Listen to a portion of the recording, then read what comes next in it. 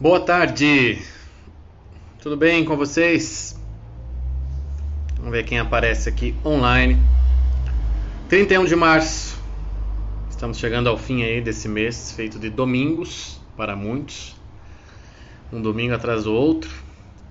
Sejam bem-vindos aqui, a Cristine, a Mari, a Carolina, a Lisley, a Sara, a Renata, Cleiciane, sejam todos bem-vindos. Todo mundo já almoçou, já cuidou aí da cozinha, tá tudo limpo, dá para prestar atenção na live, ou vamos ver a live lavando a louça.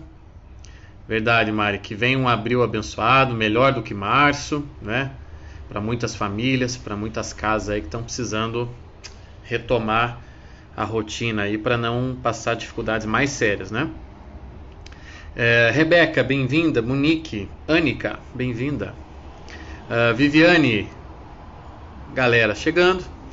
Olha, fiz uma live ontem. Vocês, acho que a maioria que assistiu, quem não assistiu, enfim, ela tá saindo agora do Instagram e tá lá no YouTube já, tá bom? Então você vai, a última postagem de live no YouTube foi a de ontem sobre a homilia do Papa Francisco e uma análise da nossa atual conjuntura, nossa atual circunstância de pandemia, à luz das palavras do Papa Francisco, que chamado ele tem para cada um de nós. Foi uma live, modéstia às favas, muito boa, o pessoal gostou bastante, tenho recebido várias mensagens, inbox, vários retornos aí da live de ontem, e inclusive testemunhos, até postei um deles que eu gostei muito, fiquei bastante tocado, né, da pessoa que saiu de casa e foi ajudar quem precisava, né, no meio dessa tempestade, ok? Então nós vamos seguir na esteira aí da live de ontem, que foi mesmo um divisor de águas, talvez, né, na nossa proposta, e eu quero continuar, mas hoje eu não quero falar da doença, né, ou seja, eu não quero mais falar hoje do padecimento de que nós estamos hoje sofrendo, ou seja, não quero falar da nossa condição agora exposta, as nossas fragilidades expostas por esta pandemia, tal como eu falei ontem. Hoje eu quero começar a falar um pouco do remédio. Hoje eu quero começar a falar um pouco de como passar isso, de como superar isso. Ou seja, o que a gente pode fazer, o que está ao nosso alcance agora para solucionar, para remediar do ponto de vista humano. E eu não sou biólogo, eu não sou médico, nem biomédico, nem farmacêutico. Então, a minha abordagem é uma abordagem antropológica, vocês sabem disso. Então eu estou preocupado aqui com o espírito humano. Tá? A saúde do corpo, é claro que me preocupa, mas a saúde do corpo, existem lá medicamentos, existem estudos, existem vacinas, coisas que estão sendo testadas e feitas para tentar salvar a nossa pele, vamos dizer assim. Mas não é essa a minha perspectiva, eu nem posso falar nestes termos. Então eu quero começar a falar do remédio mesmo para a alma humana, do remédio para o espírito. Neste tempo de doença que nós estamos atravessando, que nós estamos vivendo. É um tempo de doença. Eu vou dizer uma coisa, a doença, presta atenção, a doença ela tem um efeito sobre a alma humana, independente do tipo de doença. Tá? Seja a doença do corpo mesmo, um mal físico que você esteja sofrendo, seja uma doença da alma, ou um mal psíquico. Toda doença, e eu já falei até numa live no ano passado sobre as doenças biográficas, quem não me acompanhava, procura lá, doenças biográficas. Toda doença faz com que eu me apequene, que eu me diminua e concentre minha atenção naquilo que dói. Não é isso que acontece quando você fica doente? Então você está lá, por exemplo, com um mal do estômago, tá? Há dias você está sofrendo lá de uma queimação, de um desconforto ou de uma dor que não passa. O que acontece via de regra? Você passa a prestar mais atenção no estômago. Ele rouba a sua atenção. A doença faz isso. O mal, ele faz isso. Ele rouba a sua atenção para aquela parte. E você perde o todo. O todo até da tua condição, do teu próprio corpo. Você não pensa, quando você está com dor de estômago, você não fica pensando, como o meu coração bate bem. Você não pensa isso. Como minha pele está saudável. Você fica pensando, caramba, que dor de estômago, caramba, que chatice, tem que tomar um remédio, ou vou ter que marcar consulta, tem que fazer um exame. Você fica pensando naquilo. Então, é natural, é uma consequência natural de toda doença apequenar a gente, porque apequena a nossa atenção. Nossa atenção já não é mais de um horizonte amplo, longínquo, que tenta perceber e maximizar todas as coisas, para tentar arcar com as tensões da realidade na máxima potência que a gente puder. Na doença a gente diminui o horizonte de consciência. A gente enxerga menos, porque tem algo que dói e essa dor nos rouba. Ela rouba a nossa atenção. E você sabe que, no geral, nós somos frutos daquilo em que prestamos atenção. Tá? Nós somos frutos daquilo em que prestamos atenção. É o velho verso de Camões que eu sempre cito nas minhas aulas. Transforma-se o amador na coisa amada. Ou seja, aquilo que eu amo, aquilo em que eu presto atenção, e prestar atenção é sinal de amor, aquilo em que eu presto atenção, eu me torno aquilo. Eu viro aquilo. Estão entendendo? Estão dizendo aqui que travou. Ué, por quê, pessoal? Aqui tá tudo em ordem. Tem mais alguém que está com dificuldade de ver? A internet aqui parece que está tudo ok, tá? Para mim não travou. Então, olha só, a doença faz isso, ela é pequena. Então, se faz isso no nosso corpo, ela faz isso também com a nossa alma. A nossa alma, se ela se descuidar, ela presta atenção apenas na doença. Ela presta atenção apenas na desordem. Porque você sabe que doença é desordem. Tá? Mas alguém tá... O pessoal continua dizendo que está travado. Para mim não está travando. Por favor, pessoal que aí, ó, só confirma para mim. Se um tiver conseguindo assistir é porque não está travando. Tá? Tudo bem aí? Alguém? Mari, diga alguma coisa aí fazendo favor. Ah, então pera lá. Eu vou passar pro 4. Pronto, voltei. Vê se tá tudo bem agora. Que de boa? Tá, tirei do Wi-Fi e fui pro 4G. Então olha só, a nossa alma, se ela não se cuidar, se ela não fizer um trabalho, um esforço consciente a favor dela mesma, ela também se apequena ao prestar atenção na desordem. O que eu falei ontem, durante a live de ontem? Que essa tempestade, ou seja, essa condição que nós estamos passando, essa circunstância pela qual estamos passando, ela está não nos tornando fraco, mas está revelando a nossa fraqueza. Toda a homilia do Papa foi para nos chamar à baila, né? Para chacoalhar a gente e dizer, opa, o que vocês estão aí fazendo? Né? Vocês estão agindo como doentes e pensando apenas na doença. Apenas na doença. A doença limitou vocês, a doença diminuiu vocês. Vocês estão aqui, olha, expostos nas suas fragilidades, só pensando, respirando, comendo, bebendo, dormindo, doença. Desordem. Doença é desordem. Pensa assim, seja no teu corpo, seja na tua alma, existe um sistema, certo? Que funciona de uma maneira perfeita, maravilhosa. Quem quer que estude, eu namoro uma pessoa da área médica, né? A Anica é estudante de biomedicina, então ela está sempre falando do quanto ela se maravilha com o funcionamento do corpo humano. Que visto microscopicamente, estudado ponto a ponto, parte a parte, o corpo humano, ele é maravilhoso, é um sistema perfeito. Impressionante como Deus pensou em cada pequena coisa. Então assim, ele é um sistema. Quando você fica doente, é uma falha no sistema, é uma desordem. Aquela ordem foi perdida por um elemento de desordem. O funcionamento legal do corpo quer dizer que a ordem está prevalecendo no sistema. A doença é desordem. Ok? Então, muito bem. Quando a sua alma está doente, e existem, né, doenças da alma, obviamente, a depressão, uma doença da alma.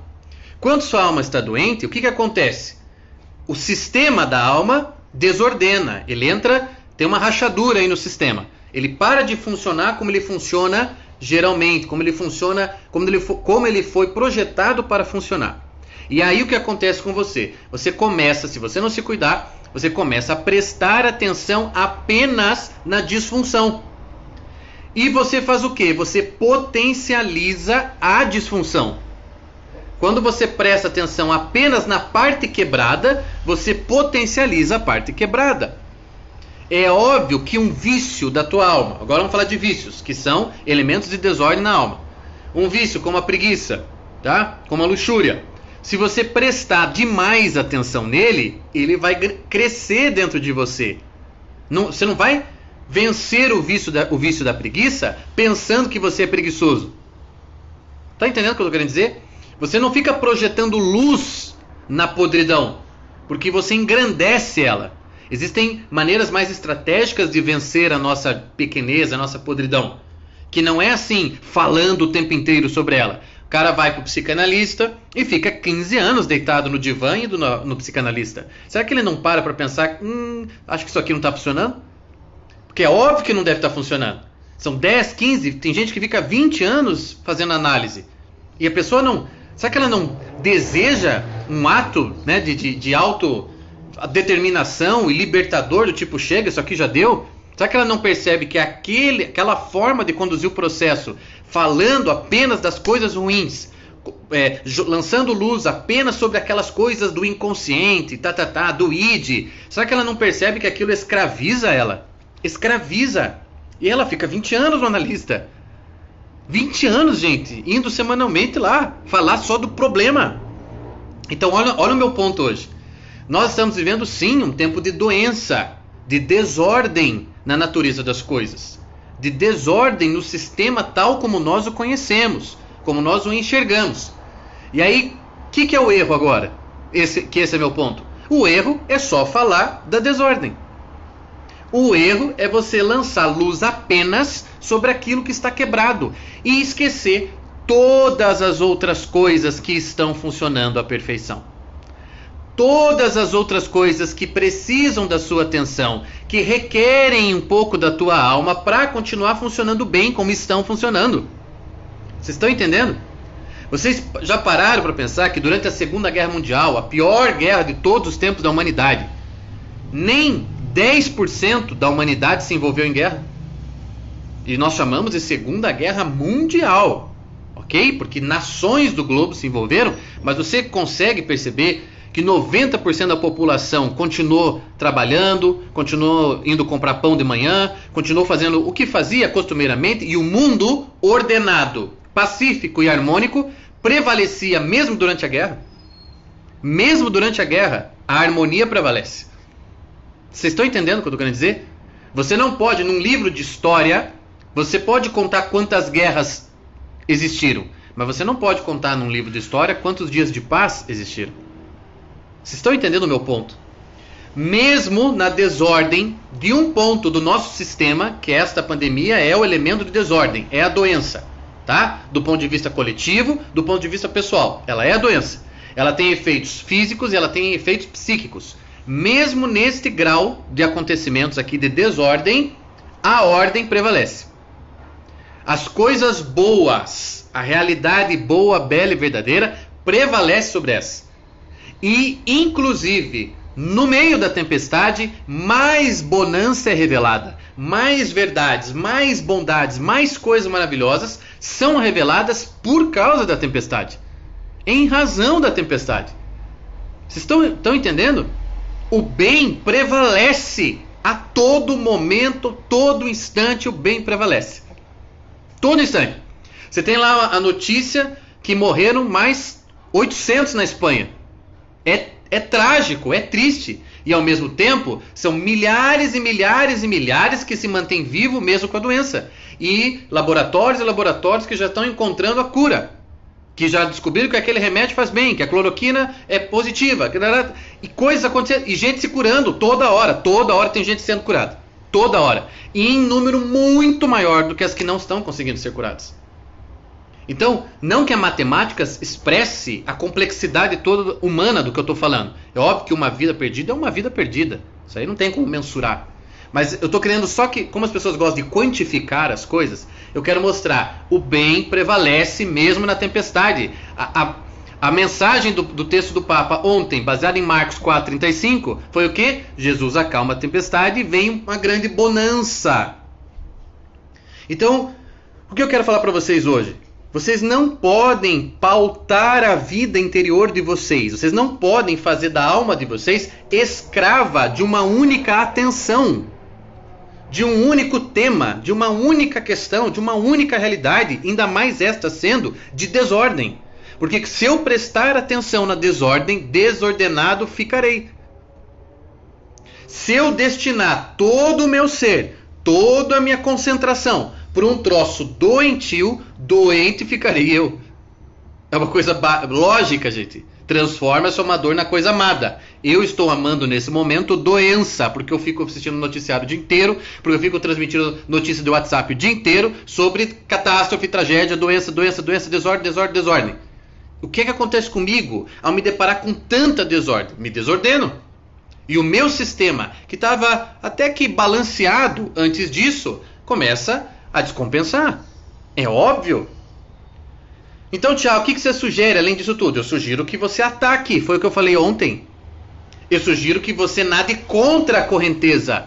Lembre de Chesterton. Só uma coisa morta acompanha a correnteza. É preciso estar vivo para nadar contra a correnteza. É preciso estar vivo para nadar contra a correnteza. Sim, eu vou lá em algum momento do meu dia ligar o jornal para ser atualizado do que está acontecendo no mundo e de como é que está essa pandemia. Eu não sou irresponsável. Mas o meu dia não será pautado pela desordem. O mal não vai determinar a minha vida interior. Estão entendendo? Porque eu não quero ficar louco. Eu não quero ficar desordenado. Eu não quero perder a harmonia psíquica. Então eu tenho que ir em direção ao bem. Eu tenho que ir em direção às coisas que me sustentam. Eu tenho que ir em direção às coisas que me fazem instalar na realidade de uma maneira forte, viril, ainda mais eu que sou homem, viril, de enfrentamento da vida. Estão entendendo o ponto? Então agora é a hora do quê? É a hora de ficar preocupado com o que você tem na conta bancária? Acuado como um bichinho, como eu disse ontem? Não, não é a hora disso. É a hora de atacar. É um momento de crise, é hora de criar, dizem os empreendedores, os caras que entendem do negócio. É hora de criar. É hora de encontrar soluções. Não pode todo mundo ficar acuado. Não pode só pensar na doença. Tem que olhar a tempestade e enxergar a bonança que virá. Porque há uma confiança aqui implícita na bondade da realidade, na bondade da vida. Eu não posso acordar e viver o meu dia esperando a tragédia. Meu Deus do céu, o que vai ser de nós se nós passarmos o dia esperando o trágico, esperando o pior? Os meus planos, eles têm que ser conscientes, mas eles têm que se projetar com esperança. Arranque a esperança. No ser humano acabou a vida humana. Acabou a vida humana. Se você arrancar a esperança de alguém. E é isso que esta porcaria de mídia, esta porcaria desses interlocutores que estão aí, é isso que eles estão fazendo com a gente. Eles estão nos escravizando e nos adoecendo mais do que o coronavírus. Tenta imaginar o mesmo coronavírus em época sem comunicação de massa, sem internet. Se a gente ia ver o que nós estamos vendo agora, gente. Se nós íamos ver. Hoje um ministro do governo da Angela Merkel se suicidou.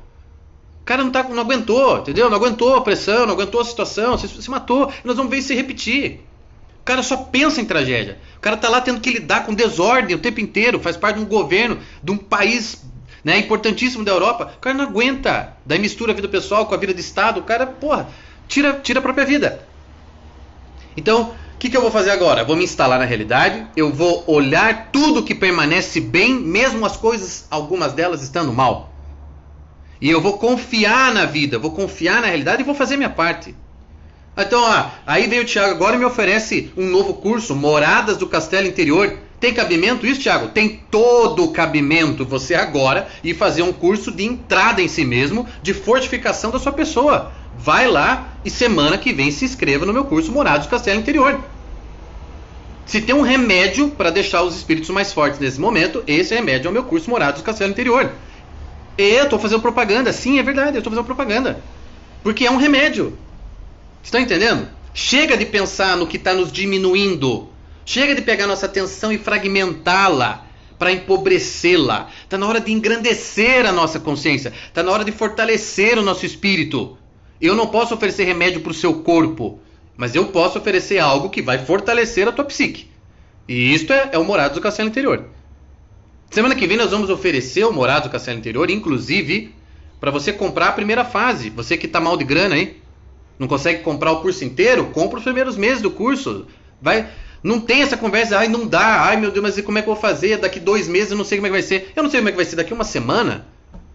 Para de aplicar esse pensamentozinho pequeno econômico na tua vida. Tem que pensar a economia também de uma maneira grande e tem que assumir alguns riscos. Nassim Taleb, tenho que enfrentar a onda. Agora é a hora de eu não investir em mim? Não, agora é a hora de você investir em você. Agora é a hora de você aplicar teus poucos recursos aí em coisas que vão te engrandecer, em coisas que vão te manter firme, de pé diante desses problemas que estão vindo para te assolar, para te derrubar.